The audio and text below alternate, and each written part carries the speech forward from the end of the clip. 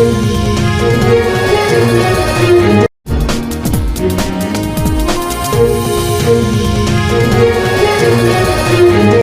मैं हूं आकांक्षा पिवाल और आप देख रहे हैं सच्ची रिपोर्ट।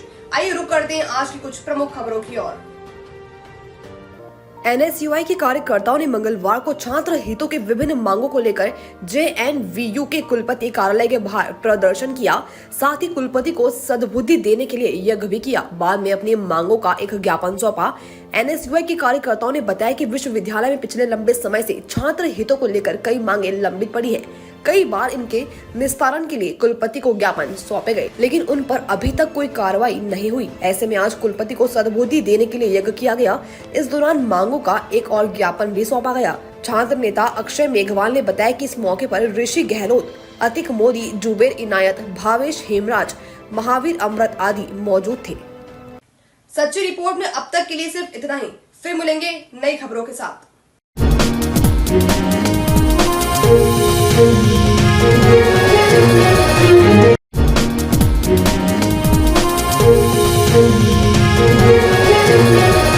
नमस्कार, मैं हूं आकांक्षा पिवाल और आप देख रहे हैं सच्ची रिपोर्ट। आइए रुक करते हैं आज की कुछ प्रमुख खबरों की ओर। भारतीय किसान यूनियन ने तहसील धामपुर पर किया धरना प्रदर्शन। भारत के किसान यूनियन राजनीति के बैनर तले किसान यूनियन के तहसील अध्यक्ष धर्म सिंह के नेतृत्व में सैकड़ों की संख्या में किसानों ने धामपुर तहसील पहुंचकर तहसीलदार धामपुर के कार्यालय के बाहर अपनी विभिन्न मांगों को लेकर धरना प्रदर्शन किया। उप जिलाधिकारी धामपुर के माध्यम से जिलाधिकारी बिजनौर को प्रेषित पत्र में किसानों ने कहा कि जनपद बिजनौर की Bajaj Hindustan limited sugar mill बताई किसानों का बकाया गन्ना मूल्य का भुगतान नहीं किया गया, जिस कारण सिंचाई मिल क्षेत्र के किसानों की आर्थिक स्थिति कमजोर होती जा रही है। उन्होंने पत्र के माध्यम से जिला अधिकारी बिजनौर से Bajaj Hindustan limited sugar mill Bhilai के शीघ्र किसानों को गन्ने का बकाया भुगतान कराए जाने की मांग की है। इसके अतिरिक्त किसानों द्वारा एक 15 सूत्रीय मांग पत्र उप जिला अधिकारी के माध्यम से जिला अधिकारी बिजनौर को प्रेषित कर शीघ्र ही किसानों की मांगों को पूरा किए जाने की मांग की गई है। राजा जो अपने देश के राजा थे, उनकी व्यवस्था की बिल्कुल अलग थी। उनकी किसानों के उनकी बिल्कुल अलग व्यवस्था थी। लेकिन उसके बाद जब से आपको गुलाम में मुगल हुए या अंग्रेजों हुए, तब से उठाकर देश में किसानों का शोषण ही। सच्ची रिपोर्ट में अब तक के लिए सिर्फ इतना ही। फिर मिलेंगे नई खबरों के साथ।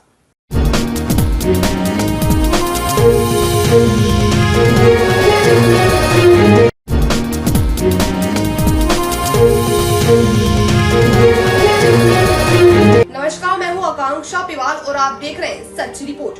आइए रुक करते हैं आज की कुछ प्रमुख खबरों की ओर। ब्यावर जिला पत्रकार संघ के जिला अध्यक्ष विष्णु दत्त धीमान के नेतृत्व में एक प्रतिनिधि मंडल ब्यावर जिला कलेक्टर उत्सव कौशल से मिलकर अपना एक प्रार्थना पत्र सौंपा। वहीं राज्य के मुख्यमंत्री भजनलाल शर्मा को ब्यावर प्रवास के दौरान दिए गए ज्ञापन पर हुई कार्रवाई के बारे में जानकारी प्राप्त की। इस अवसर पर जिले के अधिकांश पत्रकार साथी मौजूद थे। ब्यावर जिला पत्रकार संघ के संगठन मंत्री प्रकाश भाट ने बताया कि जिला कलेक्टर उत्सव कौशल को दिए गए प्रार्थना पत्र में ब्यावर जिला पत्रकार संघ को पत्रकार भवन भूमि आवंटन, शेष रहे पत्रकारों को भूखंड आवंटन व सूचना एवं जनसंपर्क अधिकारी के लिए उचित कार्यालय और जिला सूचना एवं ब्यावर जनसंपर्क कार्यालय के लिए आरक्षित भूमि पर शीघ्र निर्माण आदि की स्वीकृति दिलवाने व संबंधित विभागों के उच्च अधिकारियों से सिफारिश कर संसाधन मंगवाने की मांग की है। प्रकाश भाट ने बताया जिला कलेक्टर उत्सव कौशल का पत्रकारों के प्रति सकारात्मक रुख अपनाते हुए कहा कि राज्य सरकार द्वारा वर्तमान में नवसृजित जिलों को वित्तीय स्वीकृतियां नहीं मिल पा रही है। इस वजह से कुछ उस पर सहानुभूति पूर्वक नगर परिषद आयुक्त व स्वायत्त शासन विभाग के अधिकारियों से विचार विमर्श कर आवंटित कराने का आश्वासन दिया है। इसी तरह जिला एवं सूचना जनसंपर्क अधिकारी के लिए भी उचित व्यवस्था करने का आश्वासन दिया। पत्रकारों के भूखंड आवंटन पर शीघ्र वार्ता कर उस पर भी कार्रवाई करने का विश्वास दिलाया। कार्य रुका हुआ है, शीघ्र ही प्रदेश में जिलों को लेकर मुख्यमंत्री द्वारा निर्णय लिया जाएगा कि किस जिले को जिला रखा जाए अथवा पुनः सब डिवीजन या पंचायत समिति स्तर पर रहने दिया जाए। इस चिंतन और मंथन के बाद ही नव सृजित जिलों का विकास संभव हो पाएगा। ज्ञापन देने वालों में ब्यावर जिला पत्रकार संघ के महासचिव आनंद सोनी, कोषाध्यक्ष हेमेंद्र सोनी, बर रायपुर ब्लॉक के अध्यक्ष व ब्यावर जिला पत्रकार संघ के उपाध्यक्ष श्याम सेनी, सचिव कमल साहू, संगठन मंत्री अशोक माली, बलवीर जलवानिया, राजू दास, शीतल प्रजापत, कैलाश साहबुद्दीन सहित कई पत्रकार साथी उपस्थित थे। जहां तक पत्रकारों के बैठने उठने के लिए पत्रकार भवन की बात थे तो जिला पत्रकार संघ बना है, उसके लिए यहाँ पर एक भूमि आवंटन, उसके अलावा यहाँ पर उनके पत्रकार भवन के लिए एक जगह जो हमने निर्धारित की थी, उसके लिए बारे में जानकारी भी उनको और उसको साफ करा कर अगर वो अलर्ट कर दी जाए तो हमारे लिए पत्रकारों को बैठने के लिए उचित व्यवस्था रहेगी। इसके अलावा ब्यावर के जो सहायक सूचना जनसंपर्क अधिकारी महोदय हैं, उनके बैठने की भी व्यवस्था नहीं है, उसके लिए भी हमने यहाँ पर जिला कलेक्टर महोदय को आज हमने बताया और इस सारी व्यवस्थाओं को लेकर उन्होंने संज्ञान में लेने की बात की है और शीघ्र ही उन्होंने ये भी आश्वासन दिया कि अगर ये सारी जमीनें बनी तो उसके बाद में अलॉट करेंगे। जहाँ तक अभी उन्होंने ये स्पष्ट कहा है कि जो सरकार के अभी जो ज़िले जो नए बने उनमें कुछ ज़िलों पर लेकर वो संज्ञान में लेने वाली बात आ रही है कि कुछ ज़िले वापस पुनः निर्धारित होंगे और कुछ ज़िलों को वापस ये रखा जाएगा कि वो ज़िले बने रहें। उसमें हालांकि ब्यावर को ज़िला वापस देने वाली बात नहीं है, लेकिन जब तक वो ज़िला यहाँ रहेगा और उसके अंदर उसकी जो संसाधन आने वाली बात है या वित्तीय जो व्यवस्था की बात है वो जो सरकार से आने वाली है वो अभी आई नहीं है। इसको लेकर उनका ये कहना था कि शीघ्र जैसे ही वो आएगी और उसके लिए सारी व्यवस्थाओं को अंजाम दिया जाएगा। अब देखने वाली बात है कि आने वाले समय के अंदर कितने समय के अंदर ये अपने को अलर्ट करते हैं और नहीं करते तो अपन राज्य सरकार के पास में माननीय मुख्यमंत्री जी से वापस बने इस पर विचार विमर्श करके उनसे इस व्यवस्था को लाने का कार्य। पूर्व में आपने मुख्यमंत्री जी को ज्ञापन किया, जिला बनने के बाद क्या टाइम ऑडिशन आता है?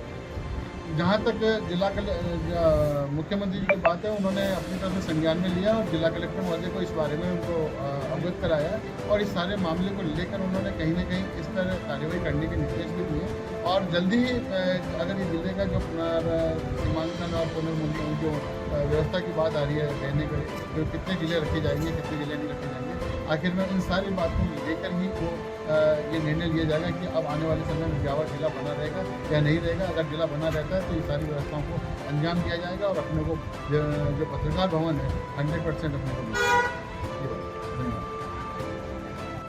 सच्ची रिपोर्ट में अब तक के लिए सिर्फ इतना ही। फिर मिलेंगे नई खबरों के साथ।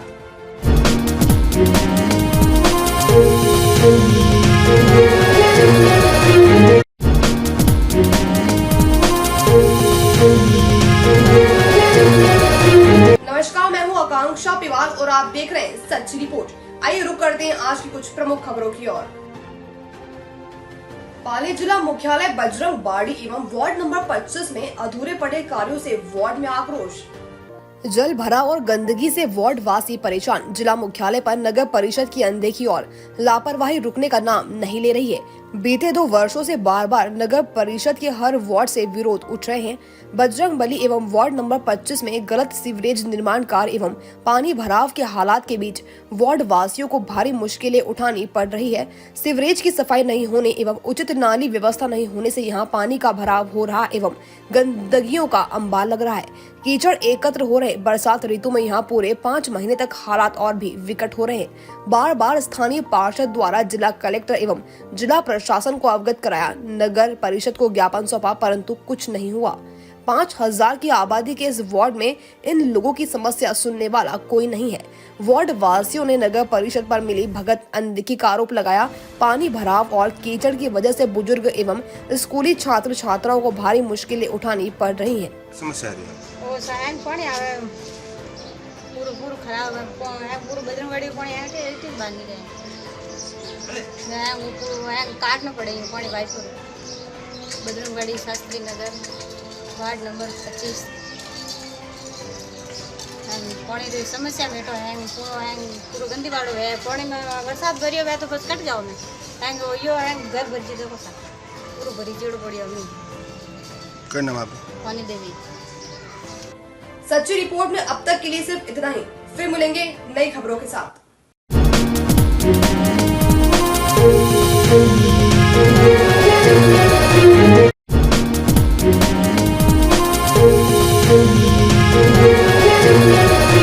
नमस्कार, मैं हूं आकांक्षा पिवाल और आप देख रहे हैं सच्ची रिपोर्ट। आइए रुक करते हैं आज की कुछ प्रमुख खबरों की ओर। मारवाड़ जंक्शन महिला बाल विकास कार्यालय पर आंगनवाड़ी साथिनों की कार्यशाला बैठक आयोजित हुई।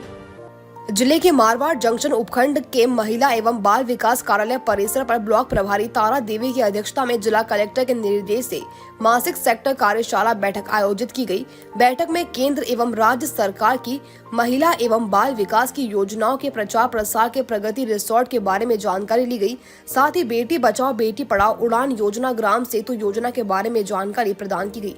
महत्वपूर्ण कार्यशाला बैठक में उपखंड मारवाड़ जंक्शन क्षेत्र के समस्त 48 ग्राम पंचायत के साथियों ने हिस्सा लिया। महिलाओं को जागरूक करना, नरेगा पे जाके, आंगनवाड़ी पे जाके, है ना।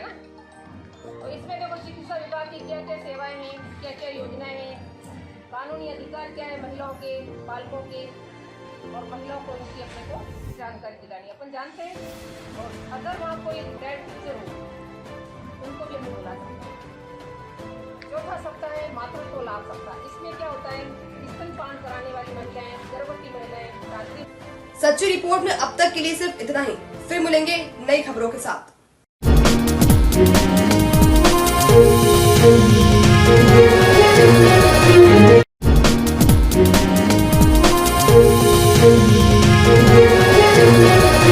नमस्कार, मैं हूं आकांक्षा पिवाल और आप देख रहे हैं सच्ची रिपोर्ट।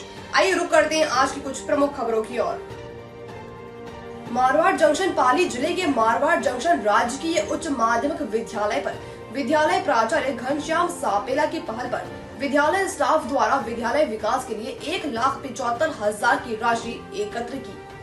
साथ ही विद्यालय के शिक्षकों एवं प्राचार्य द्वारा छात्र छात्राओं के लिए कंप्यूटर की घोषणा की। वहीं शिक्षकों द्वारा कक्षा 1 से लगाकर कक्षा 8वीं तक सभी बालिकाओं को स्कूली ड्रेस उपलब्ध कराने की घोषणा की गई। तो वहीं एक शिक्षक द्वारा सभी छात्र छात्राओं के लिए शूज एवं स्कूल टाई बेल्ट की घोषणा की। इस विद्यालय के प्राचार्य की पहल पर शुरू की गई इस पहल पर उपखंड अधिकारी गौरी शंकर शर्मा एवं ब्लॉक शिक्षा अधिकारी शंकर सिंह उदावत ने उनका आभार व्यक्त किया एवं धन्यवाद अर्पित किया। स्थानीय विद्यालय में सत्रारंभ बैठक का आयोजन किया गया, जिसमें समस्त शिक्षक स्टाफ साथियों ने विद्यालय के विकास में योगदान देने और अनेक प्रकार के नवाचारों को लागू करने के लिए अपने विचार रखे, जिस पर लंबी चर्चा हुई। साथ ही साथ विद्यालय के विकास में प्रत्येक साथी का, स्टाफ साथी का योगदान सुनिश्चित करने के लिए पहल आरंभ की गई, जिसमें समस्त विद्यालय परिवार के साथियों के द्वारा 1,51,000 रुपये नकद राशि विद्यालय विकास में अनुदानित की गई। साथ ही साथ कुछ भौतिक संसाधनों के विकास के अंतर्गत एक प्रिंटर सहित पूरा कंप्यूटर सेट, सभी विद्यार्थियों के टाई और बेल्ट, 1 से 8 तक की समस्त बालिकाओं के जूते और 1 से 8 तक नवप्रवेशी विद्यार्थियों के बेड की घोषणा भी स्थानीय विद्यालय के स्टाफ साथियों के द्वारा की गई। इस प्रकार इस बैठक में विद्यालय विकास के अनेक पहलुओं पर विचार करने के साथ साथ इस भौतिक संसाधनों के विकास में प्रत्यक्ष रूप से विद्यालय साथियों के द्वारा योगदान दिया गया। सच्ची रिपोर्ट में अब तक के लिए सिर्फ इतना ही। फिर मिलेंगे नई खबरों के साथ।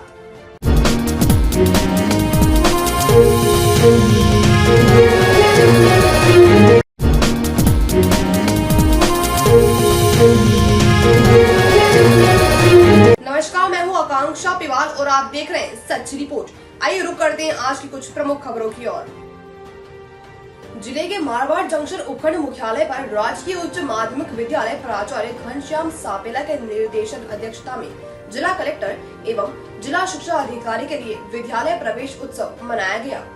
विद्यालय में नव प्रवेश लेने वाले आज सभी छात्र छात्राओं का तिलक लगाया गया एवं विद्यालय स्टाफ द्वारा भव्य बहुमान कर नए प्रवेश लेने वाले छात्र छात्राओं को माला से स्वागत किया। गौरतलब रहे कि जिला शिक्षा अधिकारी के निर्देश से जिले भर के समस्त विद्यालयों में प्रवेश उत्सव का आयोजन कराया जा रहा है। इस मौके पर विद्यालय प्राचार्य घनश्याम सापेला द्वारा अभिभावकों को सरकारी विद्यालय में दी जा रही सुविधाओं के बारे में भी अवगत कराया गया। राजस्थान में शिक्षा के बढ़ते कदम प्रवेश उत्सव के तहत आज इन प्रवेश लेने वाले छात्र छात्राओं का भव्य स्वागत हुआ। इस मौके पर समस्त विद्यालय स्टाफ एवं गणमान्य नागरिक मौजूद रहे। आगे निर्देश के अनुसार प्रतिवर्ष की भांति इस वर्ष भी स्थानीय विद्यालय में नवप्रवेशी विद्यार्थियों को जोड़ने के लिए और शिक्षा से वंचित बालक बालिकाओं को शिक्षा की मुख्य धारा से जोड़ने के लिए हाउस होल्ड सर्वे के पश्चात इस सत्र आरंभ में प्रवेशोत्सव समारोह का आयोजन विधिवत किया जा रहा है। 24 जून से लगभग ये प्रवेशोत्सव समारोह आरंभ किया जा चुका है।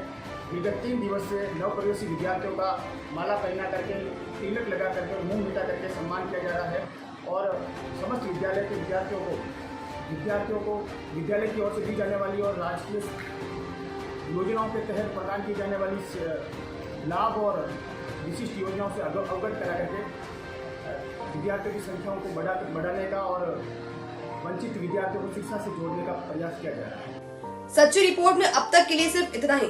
फिर मिलेंगे नई खबरों के साथ।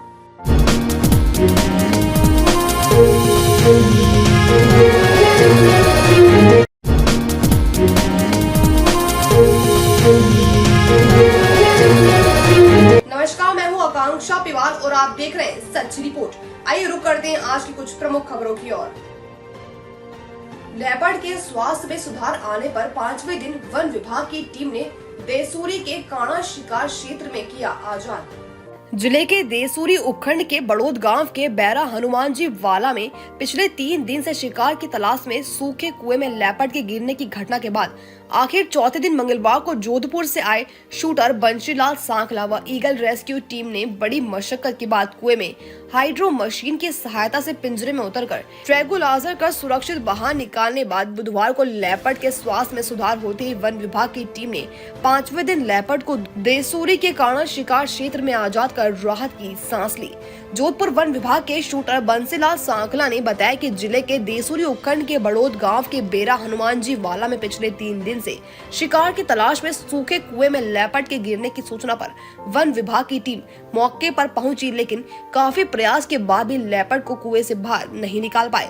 तब जोधपुर से रेस्क्यू टीम भी मौके पर पहुंची और कुएं में पिंजरा उतारकर लेपर्ड को सुरक्षित बाहर निकालने के लिए रेस्क्यू ऑपरेशन चलाया, लेकिन लेपर्ड कुएं में एक खौ से बार बार बाहर निकाल कर पिंजरे को झपटा लगाते हुए वापस खौ के अंदर जाने से दिन भर की मशक्कत के बाद भी देर शाम तक पकड़ में नहीं आया और रेस्क्यू टीम को सफलता नहीं मिली। तब रेस्क्यू को स्थगित किया गया।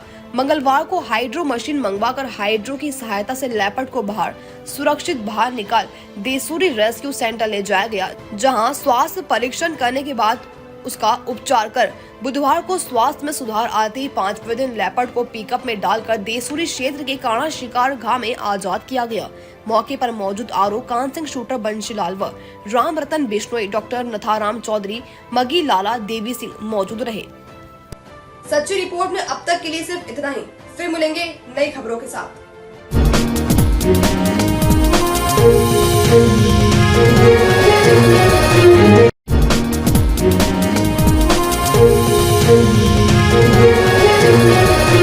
नमस्कार, मैं हूं आकांक्षा पिवाल और आप देख रहे हैं सच्ची रिपोर्ट। आइए रुक करते हैं आज की कुछ प्रमुख खबरों की ओर। रक्तदान शिविर का पोस्टर विमोचन किया गया।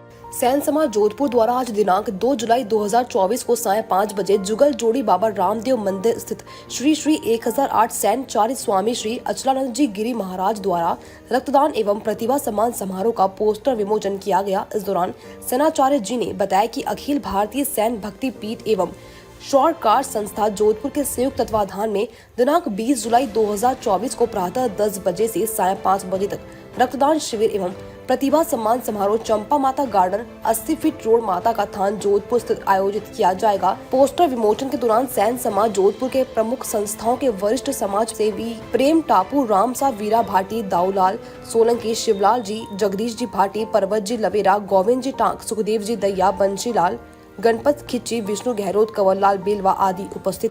सेनाचार्य जी महाराज की जय हो। बाप जी के आशीर्वाद से राजस्थान में पहला टूर्नामेंट हो रहा है आईपीएल के आधार पर, जो कि बाप जी आशीर्वाद दे दिया है। तो मेरा भी यही है कि इसमें आज तक के बहुत सारे टूर्नामेंट हुए, वो भी अच्छे टूर्नामेंट हुए, बट मेरा थोड़ा थिंकिंग अलग चला कि और अच्छे लोगों को कैसे जोड़े। अपनी युवा शक्ति है जिसमें अच्छे प्लेयर हैं, उनको अपन आगे कैसे लेके जाएं, उसके लिए मैंने एक कंसेप्ट तैयार किया। कंसेप्ट के आधार पे हमने पूरे राजस्थान के अंदर वेबसाइट तैयार हो रही है। वेबसाइट में हम पूरे राजस्थान के रजिस्ट्रेशन लेंगे। रजिस्ट्रेशन लेने के बाद में उसका ऑक्शन होगा।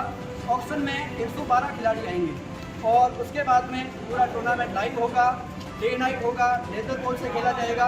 ये होगा प्रताप गांधी स्टेडियम में और दूसरा जो है हम जयपुर में करवा रहे कैसर अकेडमी। कैसर एकेडमी में। तो आप सबका सहयोग चाहिए इस टूर्नामेंट को पूरा करने के लिए। बाकी तन और मन से ध्यान रखना, धन की कोई चिंता नहीं है। बोलिए सेन जी महाराज की जय हो।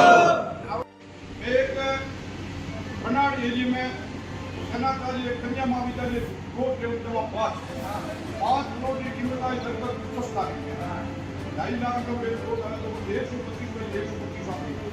तो हमारे आप पूरे समाज का आशीर्वाद हो तो सेनाकार्य महाराज कन्या महाविद्यालय बहुत बड़ी कमी है, हमारे आशीर्वाद दे दो। साल का साल में बढ़ाया जाता है, बढ़ा दे रहा है 5 करोड़ है और बहुत ज्यादा 1 करोड़ से 10 लाख की नहीं आ रहा है। 5 करोड़ हमारा एक बार रजिस्टर्ड की बात करनी है, मैं रजिस्टर्ड की बात ऐसा मेरे अपॉइंटमेंट है कि नाम कोड है जो आज की कोड है 15 लाख 30 मिनट आप लोग पकड़ सकते हो। आप जो मैं बूंद हमारे बंद आई गर्ल्स हॉस्टल हमारे कटे ही नहीं, हमारा बहुत करोड़ नाम कट जाएगा और बहुत बड़ी जमीन में 600 लगभग 600 वर्ग 600 गज है, 600 गज है और 10-12 लाख में कोई बड़ी बात नहीं है। ट्रस्ट पंजी को तो आदमी ट्रस्ट बनाओ नहीं। हां हेलो साहब तो आप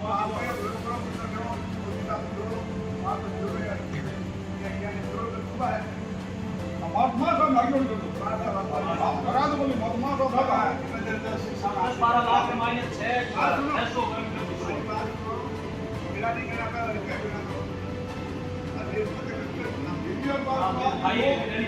दो वीडियो का बड़ा जो सच्ची रिपोर्ट में अब तक के लिए सिर्फ इतना ही। फिर मिलेंगे नई खबरों के साथ।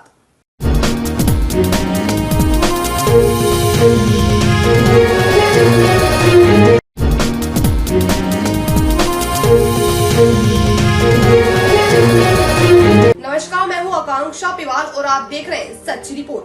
आइए रुक करते हैं आज की कुछ प्रमुख खबरों की ओर। लोकसभा में नेता प्रतिपक्ष के तहत कांग्रेसी नेता राहुल गांधी के हिंदू हिंसक सहित हिंदू धर्म के प्रति आपत्तिजनक बयान के मामले में समस्त हिंदू संगठनों का प्रदर्शन नगर के मुख्य बस स्टैंड पर आज दिनांक 3 जुलाई 2024 को विशाल धरना प्रदर्शन किया। राहुल गांधी का पुतला भी दहन किया गया। इस मौके पर हिंदू संगठनों ने कांग्रेस की ओछी मानसिकता तथा उनके नेताओं द्वारा हिंदुत्व को नीचे दिखाने के लिए जो बयान की कड़ी शब्दों में निंदा की है। हिंदू संगठनों को कार्यक्रम में हिस्सा लेते हुए कहा कि हम ऐसे नेताओं को बताना है कि हिंदू कमजोर नहीं है, हिंदू हमेशा देश हित के लिए अपनी जान देकर रक्षा की है। हम सभी हिंदू संगठन के कार्यकर्ता अपनी एकता अखंडता के लिए कोई समझौता नहीं करेंगे। सच्ची रिपोर्ट में अब तक के लिए सिर्फ इतना ही। फिर मिलेंगे नई खबरों के साथ।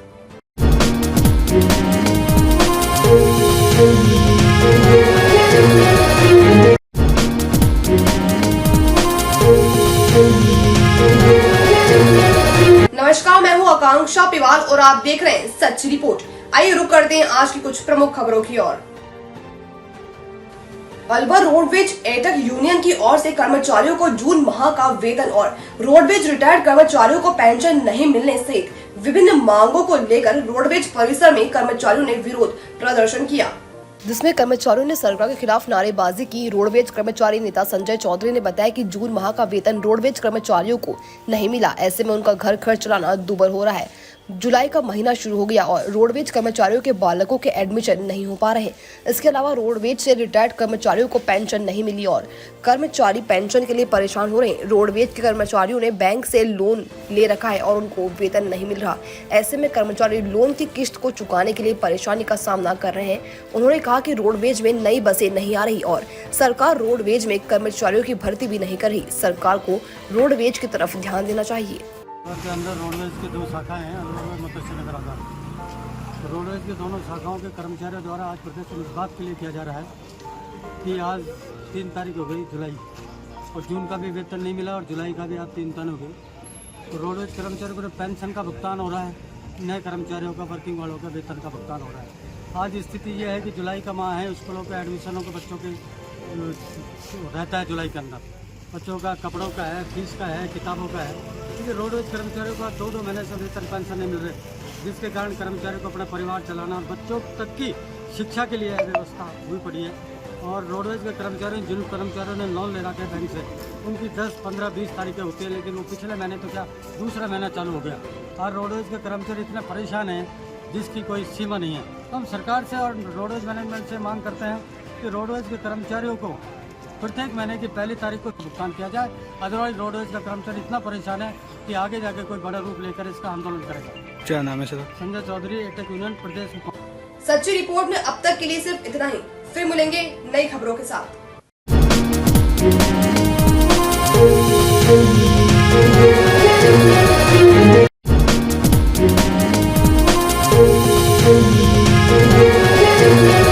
नमस्कार, मैं हूं आकांक्षा पिवाल और आप देख रहे हैं सच्ची रिपोर्ट। आइए रुक करते हैं आज की कुछ प्रमुख खबरों की ओर।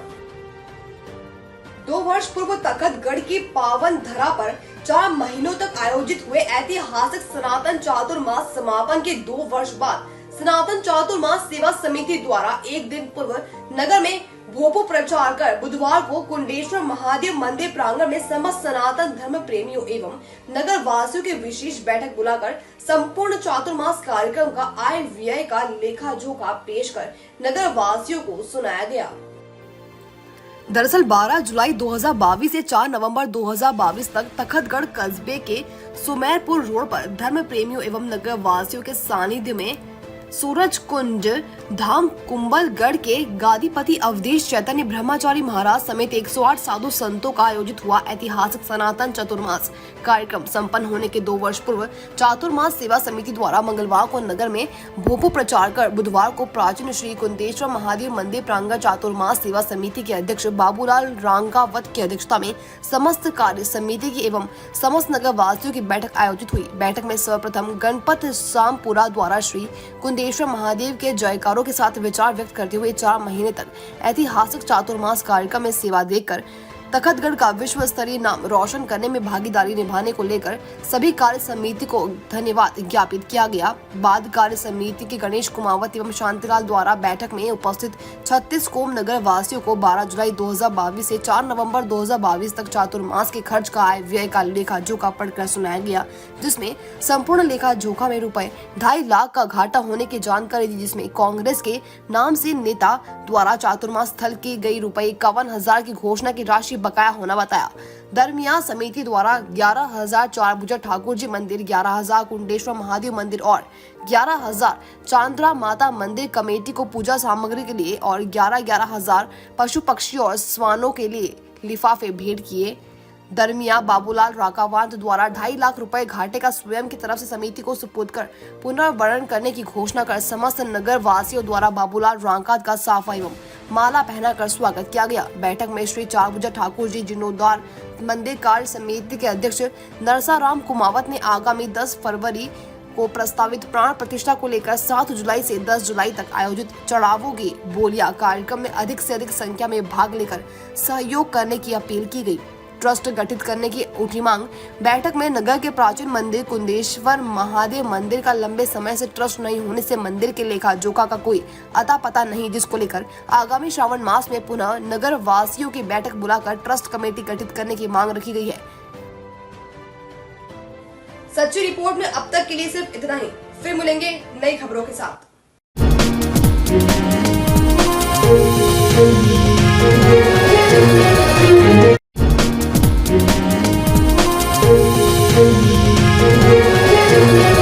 नमस्कार, मैं हूं आकांक्षा पिवाल और आप देख रहे हैं सच्ची रिपोर्ट।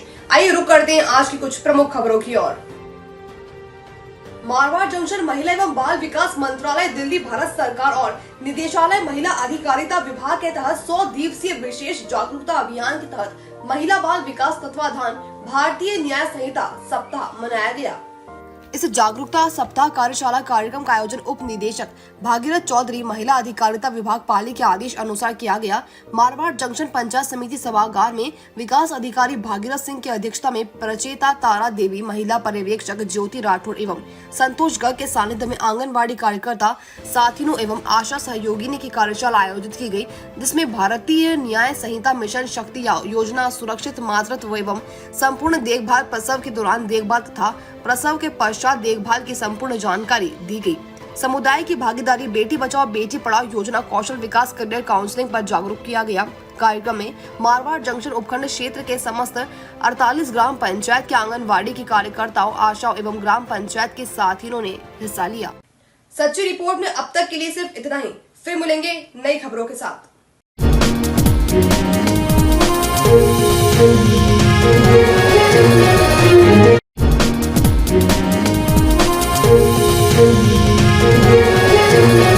नमस्कार, मैं हूं आकांक्षा पिवाल और आप देख रहे हैं सच्ची रिपोर्ट।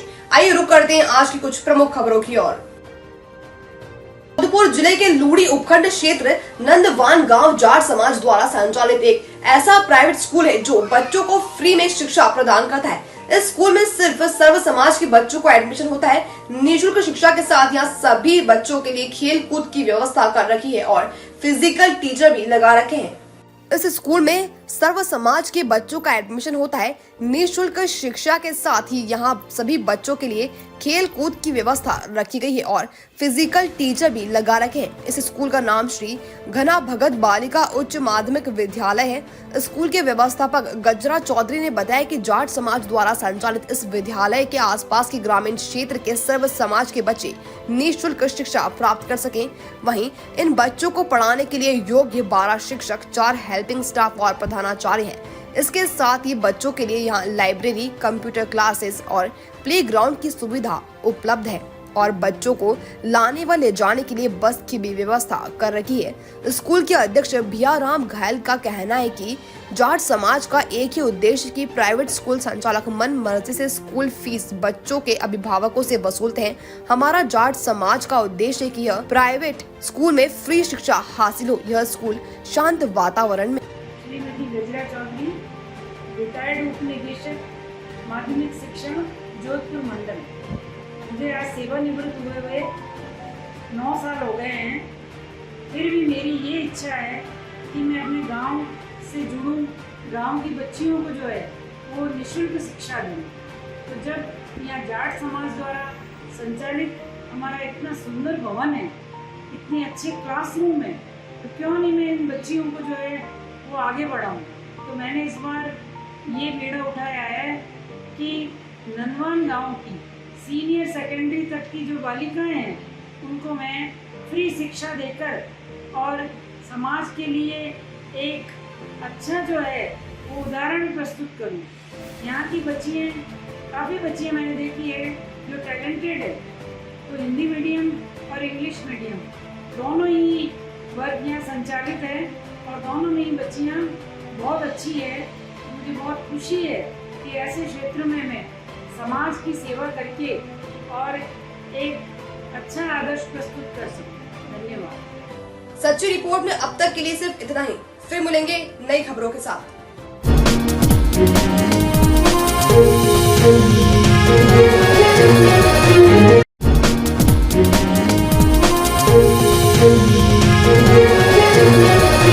हाथरस यूपी सत्संग के दौरान हादसे का मामला। दौसा में भी हाईवे 21 पर लगता था बाबा का दरबार। पेपर लीक मामले में आरोपी के मकान में लगता था दिव्य दरबार।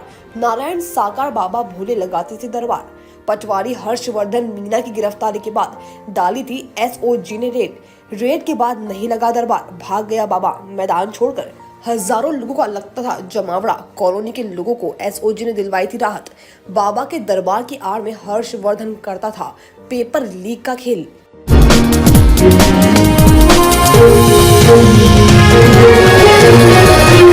सिकंदरा से इस वक्त की बड़ी खबर। मोबाइल फोन के बढ़ते उपयोग से ऑनलाइन ठगी के शिकार हो रहे हैं लोग। व्हाट्सएप, फेसबुक अकाउंट हैक कर परिचितों से पैसे मांगने का चल रहा है ट्रेंड। अब फ्लिपकार्ट में ऑर्डर डील भारी छूट का लालच देकर चल रही है ठगी। ऑनलाइन शॉपिंग में भारी छूट व ऑफर के लालच में बढ़ रही है ठगी की वारदातें। भरतपुर से इस वक्त की बड़ी खबर। गुरुवार को 33/11 केवी छोकरवाड़ा में 5 MVA ट्रांसफार्मर फेल होने के कारण बिजली रहेगी बाधित। 5 MVA पावर ट्रांसफार्मर जले हुए को बदलने के कारण 33/11 केवी फीडर की सप्लाई बंद रहेगी। गुरुवार सुबह 8 बजे से दोपहर 12 बजे तक। सूचना के मुताबिक 33/11 केवी से निकलने वाली 11 केवी छोकरवाड़ा, नवोदय, विजवारी, इतरामपुरा, सलेमपुर खुर्द एवं मालाहेड़ा फिड्रो से जुड़े हुए गांवों में रहेगी 4 घंटे बिजली गुल। बिजली बाधित के कारण जानकारी बिजली विभाग के अधिकारी सहायक अभियंता छोकरवाड़ा नरोत्तम लाल शर्मा ने दी। भरतपुर से रामेश्वर फौजदार की रिपोर्ट।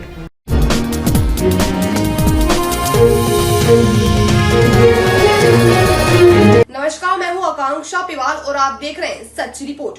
आइए रुक करते हैं आज की कुछ प्रमुख खबरों की ओर।